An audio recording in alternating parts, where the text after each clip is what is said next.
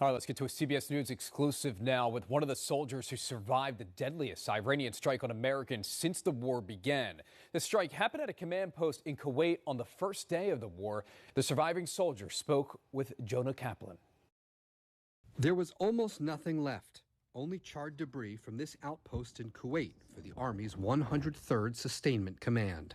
This is the first time any evidence of the damage on the ground has been shown publicly. Everything shook. And it's something like what you see in the movies. You know, everything, your ears are ringing. You know, there's dust and smoke everywhere. This U.S. soldier was part of a crew of about 60 troops stationed at the installation, tasked with managing the movement of equipment, munitions, and personnel across the Middle East. We are putting you in shadow, but there's still a risk for you speaking that you could be identified. Why do you want to take that chance? For me, I think telling the truth is important. His unit's leadership ordered them to move to the post ahead of the war.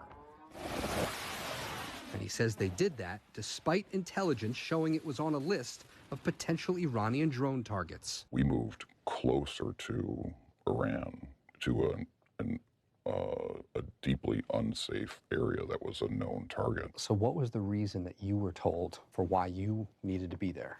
I don't think there was a good reason ever articulated. The attack was Iran's deadliest strike against the U.S. in 5 weeks of war, killing 6 American soldiers and injuring dozens more. Were these deaths preventable? In my opinion, absolutely yes. Something else the soldier wanted to share, the bravery and heroism of the surviving soldiers, many of whom triaged each other and drove themselves to local hospitals. Just shrapnel all over. So folks are bleeding from their abdomen, bleeding from their arms, bleeding from their legs. This was a direct hit. Yeah, 100%.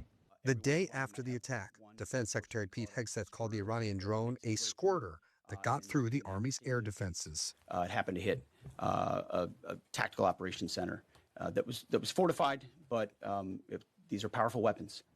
What fortifications existed there? I mean, I would put it in the none category from a drone defense capability. None. There were no fortifications. None. Those injured soldiers, most of them are back in the U.S. recuperating from not just their physical wounds, but their emotional scars too.